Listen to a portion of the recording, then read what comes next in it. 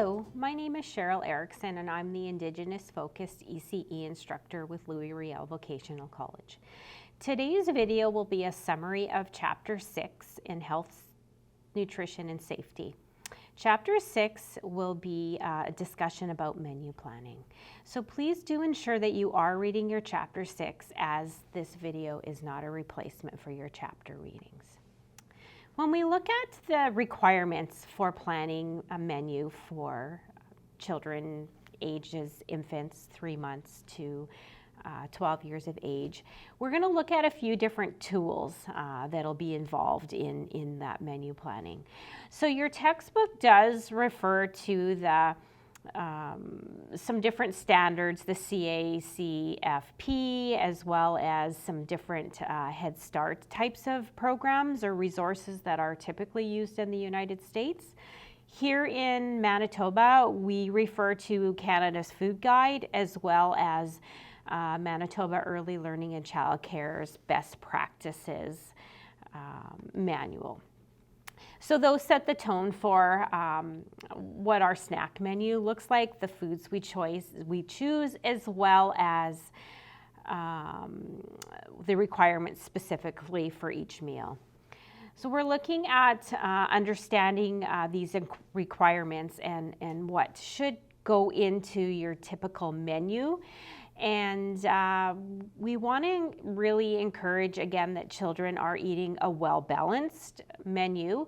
So we're offering more fruits and vegetables to the children. We're selecting more nutrient-dense foods that's really rich in the dietary fiber. We want to choose low sodium, and we want to look at reducing those fats and extra fats within that diet, and that's supporting a healthy lifestyle. We also want to look at supporting sustainability. So as best we can, we're going to do that, but we also are going to be limited by a budget. And often looking at locally grown can be a little bit more expensive. So we want to, as best we can, make those types of purchases. We want to incorporate recycling and composting into our daily practices. That's really teaching children to appreciate the environment. And we'll work at things like planting our own gardens so the children can learn that process as well. When we look at what we should be doing when we're writing our menus, again, we got to gather those tools. So the best practices, as well as the Canada's Food Guide. We're going to want to pull our old menus. We should be keeping those menus on file. Minimum of 2-3 years. It's always good to go back and see what was really popular, things that the children enjoyed, and bring those back. And so you also want to keep those on file too in the event you have to backtrack for allergies or food issues as well. And your budgets, you're going to have a budget that you're going to need to follow for your menus. So how much you can afford, what your costs are going to be for your menus. It is recommended to have a rotation, so your menus should cycle, and ideally a 3-4 week rotation is a good mix for the children. And in your menu creation, you're going to have to factor in managing those foods from home. So when children decide to bring in some snacks, because they may dislike things that you're having, what are your policies and procedures going to be about that? When you're writing your menus, again, we really need to look at the factors involved. So where are you going to purchase your foods? Are you going to prepare a grocery list ahead of time, which is very highly recommended? You're going to need to ensure that when you do go out grocery shopping or when you do place that order for supplies, that you're getting enough to cover the period of time for snack and lunches. So ideally, you're going to be grocery shopping bi-weekly or weekly, depending on what your menu looks like. And in that cycle of menu, some good varieties. So you don't want to see things like cereal 3 or 4 times a week, because that gets pretty dull for kids. You have to have some variety. There's wonderful breakfast ideas out there: boiled eggs, oatmeal, cream of wheat, omelets, pancakes, waffles. So things like that to really add some flavors. You can add some fresh fruits in there. Lunches, from homemade soups to stews to homemade macaroni and cheese. And afternoon snacks, again, could be homemade muffins, homemade cookies, healthy cookies, could be a cheese and cracker pickle platter. So there is so many foods out there that can really enhance that menu. So you really want to offer those opportunities for the children. What we need to as well when we're looking at what should go into that menu planning is the regulations. And so here in Manitoba, we follow the best practices, which was produced by Manitoba Early Learning and Childcare. And this document details specifically what food groups should be provided for morning snack, for lunch, and afternoon snack. And so what our regulations are for morning snack are children should be provided with a minimum of 2 food groups, and one of those food groups is fruits and vegetables. So essentially your morning snack could be an apple and some cheese and maybe water to drink, or oatmeal and milk. So, well, actually oatmeal and fruit. Because it's got to be a fruit. So that could be an example of a morning snack. Lunch should feature all 4 food groups, but with the fruits and vegetables at lunch should be 2 servings of fruits and vegetables. And afternoon snack, again, you're looking at a minimum of 2 food groups, and one of them being a fruit or vegetable. So something like celery with wow butter, and water would be a appropriate afternoon snack. Also, when I look at menu, I look at what our budget is. Again, your expense is usually for snack could be 6 to 19% of your total operating budget. And so you'll want to really pursue some good choices as far as menu and foods for your children, because food prices have increased over time, and it's very expensive. So we want to really get some good quality foods and a variety of foods within our operating budget. When we look at enhancing that menu and how we present that food to the children, there are considerations there, the development in eating styles and eating skills. So again, you're going to want to have a good variety of, when I talk about serving vegetables, parboiled to raw, things that have a wide variety of textures, from soft to crunchy to chewy, all those things. And you're going to have to consider each child as unique in how they're eating, and it could be involving some mashing, cutting, and things like that, so that they can partake in that food experience.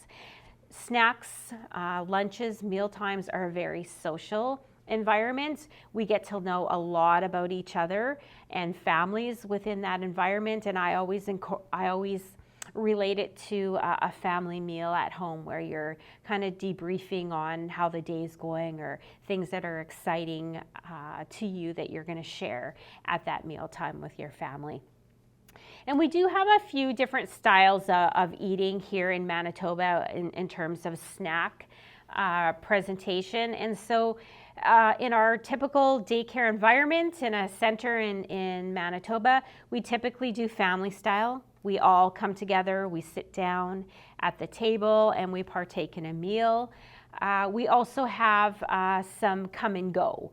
We don't really offer restaurant or cafeteria style types of foods. You don't get to specifically order, and that has to do with we typically don't have a wide variety of foods that you can just say, I'll have a burger and fries. It's going to be the set menu for that particular day with a good variety for you to choose and eat.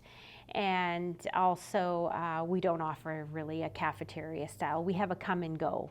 And so it might be, we have a set time for children to have snack. It might be an hour, and in that hour you can choose to come and partake in that meal, or you may choose not to because you're not hungry. And that is typically something that you would see more with the older children than the younger children.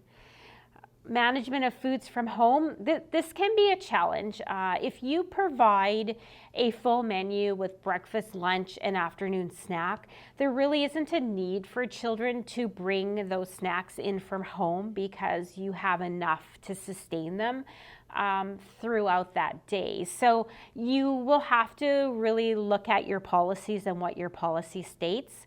Here in Manitoba, with the programs that are infant to preschool, they are peanut free, and that is because there is such a high number of children with life-threatening peanut allergies that we want to reduce the risk of a child having that type of allergic reaction. So we're going to look at, peanut free as very, very important. And so when children are bringing in snacks from home, you could have a program that offers morning and afternoon snack, but children bring those lunches.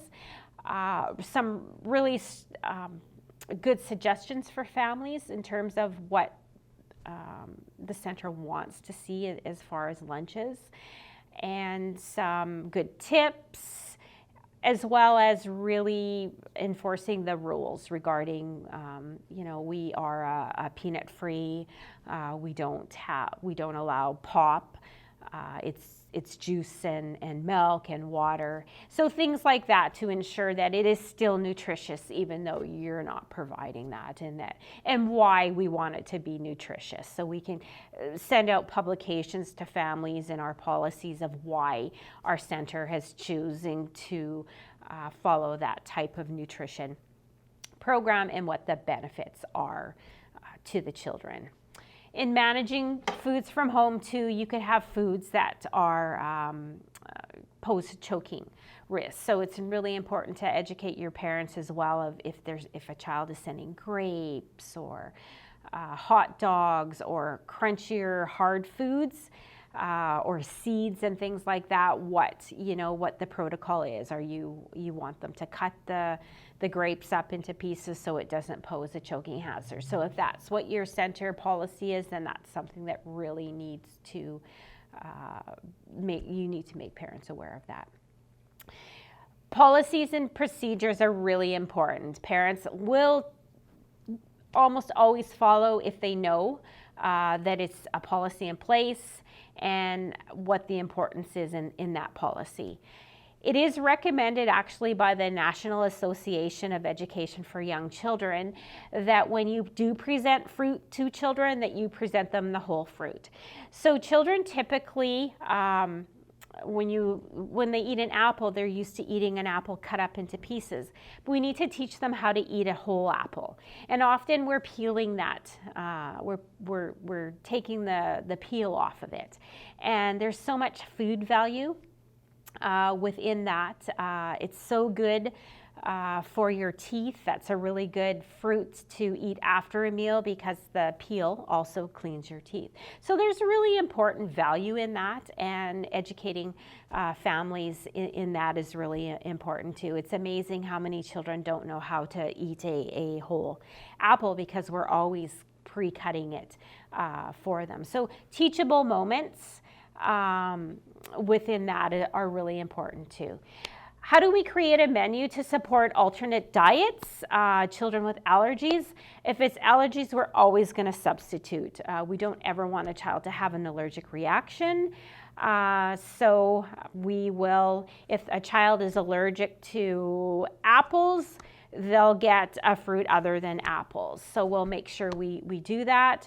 How do we prepare for more inclusion? I'm really not going to talk about the overweight and diabetes because that's going to be specific to a individual child and their plan. I'm going to talk more about vegetarian And then more of a concern about perhaps children with disabilities as well. So when I look at vegetarian, there's many vegetarian options out there. And so it's really important that you substitute accordingly. If a child can't have meat, there's a reason for that, and to really make sure that they're getting their protein source. If your meal is providing a protein source for those with that, legumes, chickpeas, there are a lot of plant-based meats available out there that can be substituted so that they're still getting that protein. And a lot of times vegetarian diet can be related to religion. So if they're not getting that meat substitute, there could be things that are happening within their religion that can be hurtful to that particular child. So really, really important to do that. Some symptoms of allergies and why we don't want to give a child something that they're allergic to is it's going to affect their body. It's going to make them uncomfortable, and that could be with difficulty breathing and life-threatening, to rashes, to hives, to swelling, throwing up, and we're going to need to seek medical attention, and that's going to be traumatic for that child and the children around them. We want to be aware of certain disabilities as well when it comes to food, and so things like cerebral palsy. Children with cerebral palsy can often choke with dual texture foods. So something like a soup with chunks in it could pose a choking hazard to them. So we'll want to be mindful of that too. So allergies, we're going to offer allergy-free foods, so something they aren't allergic to. We're going to really ensure we're reading those labels before we give a child anything to eat. We're not going to just assume that it doesn't contain nuts. We're going to double check. It's good for more than one person to ensure that because it's a child's health is at risk there. And we're always going to supervise meal times.